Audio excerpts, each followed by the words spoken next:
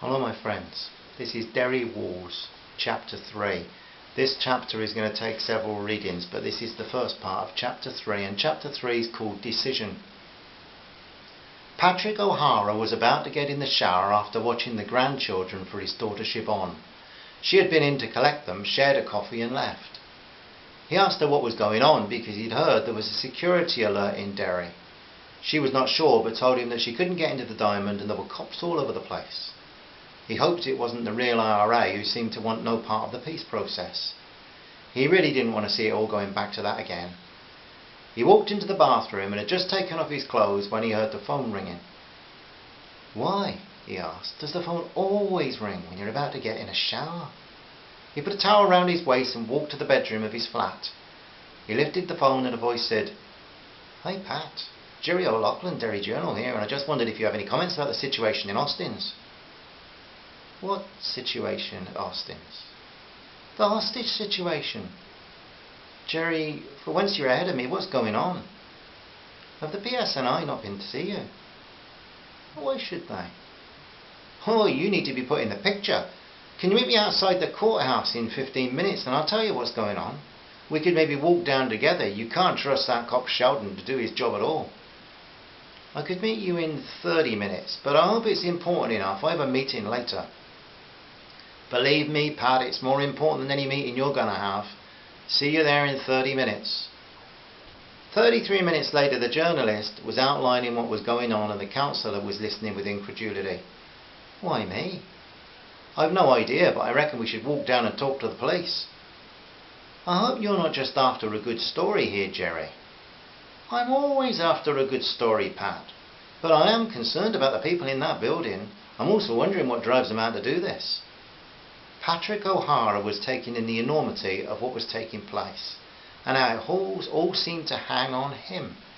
He certainly didn't want to die at the hand of a crazed gunman, but he knew he had to get the facts from the police and see what he could do.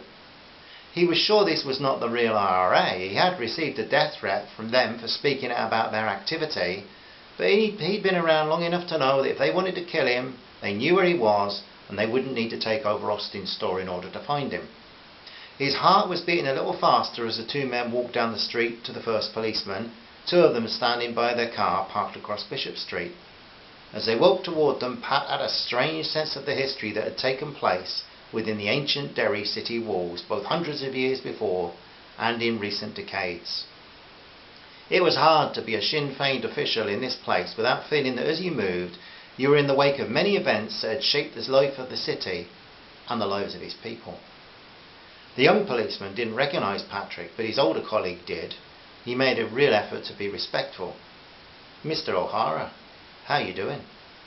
The Republican gave the cop a smile. "Not sure, officer. Maybe I need to talk to Inspector Sheldon and find out what's going on here." "I'll go and see him for you, sir."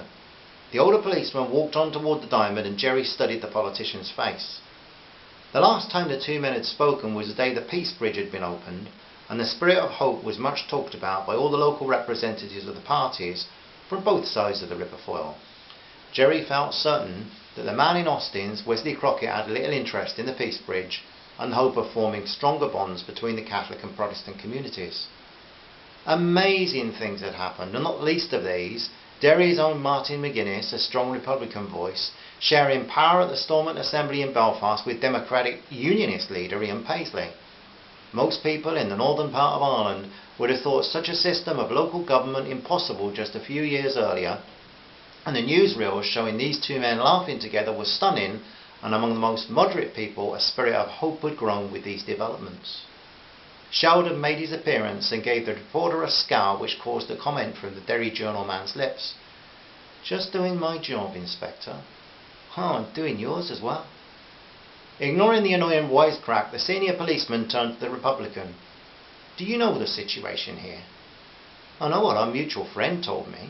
The guy holed up in there," he pointed at the department store, "wants me to go in there so that he can take my life, and then he'll let his 29 hostages go." "That's about it. Does the name Wesley Crockett mean anything to you?" "Any relation to Davy?" The reporter laughed at the counsellor's joke, but the inspector wondered what kind of man would find a joke in this situation. Well, I'd better go in and face them then. The sunshine was now lighting up the diamond area, and the Sinn Féin man looked around the familiar area that had once been part of his battleground.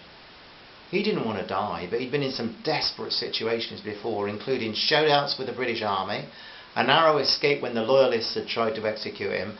Also, the years in May's prison and its H-blocks had taught him that it was much better to face up to people than to cower back in fear. The police inspector studied his face. "That's out of the question, sir. We can't let you do that. Besides your personal safety, it never helps a hostage situation to give in to the demands." "I'll tell you what, Inspector. You go ask the 29 in there, and who we both are supposed to represent, if they think it would be best for me to enter the building and let them out." "We cannot allow you to do this. We forbid it."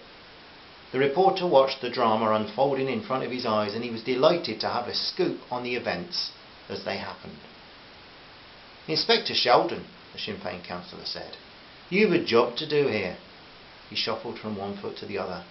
"If one of those hostages was your daughter or son, would you want them out alive? I'd like to know how you intend to stop me, and especially with our press watching our every move. If I let you into that building, this man takes your life, there'll be great outcry. It'll be nothing to the outcry there'll be if he starts killing the innocent people of Derry. Catch yourself on, won't you? I'll go in and try and talk him out of this, but I'm not going to go to bed tonight with the blood of 29 innocents on my hands, even if you would." One of the older policemen whispered something to a younger one, and Patrick was sure it was a reference to his not worrying much about that when he was on active service in the Irish Republican Army. But in his head there was a difference. That had been a war, but this was peace. And even then he tried to avoid needless civilian casualties. But he was well used to such comments, and especially those from those who had been Royal Ulster Constabulary men at that time, so he chose to just ignore it. The inspector asked again if the name Wesley Crockett had any memories for him, but he said it meant nothing to him at all. "I'm going in right now, guys, and I'm asking you to leave me to it." With that he took some steps forward which were fairly determined. He was a little surprised that there was no attempt to stop him, and after he got to the top of the first escalator he stopped to pray. He was fairly calm, but he knew this might be his last day, and his prayer was for courage, not deliverance. He continued up the moving steps in deep thought and was surprised to find himself at the top very quickly. He didn't drink much these days, but "I would love a Guinness right now" was the thought that flashed through his mind. Were you supposed to go and face death on a sunny spring morning? But he treasured the look at the diamond in the sunshine he had enjoyed, and amid the reservations there was a feeling of intense excitement. He'd been a legend over this time when the Troubles had started, and when he'd soon become a key soldier in the IRA. Pausing for a moment he heard muffled voices and the sound of his own heartbeat. The wonderful rhythm of life that had gone on through 60 years was louder in his ears than it had been for some years. Politics could be frustrating, but it was rarely heart-racing. Annoyingly, the sound of his heart reminded him of the Lambeg drum, famed, blood-stirring, large instrument of the Orangemen's marches promoting British rule, and Ulster's own tailor-made brand of Protestantism. He moved toward the door. So, that's the first part of chapter 3. I'll be posting the second part very soon. I hope you're sticking with the story. You'll learn a bit about what goes on here, or what went on in the past. But don't make any judgments about any of the people, because people are often a victim of where they've grown up, what they've been taught. We know the things that can set people free. It's nice to talk to you, and love and peace to you all from Kate and I. Bye-bye now. Bye.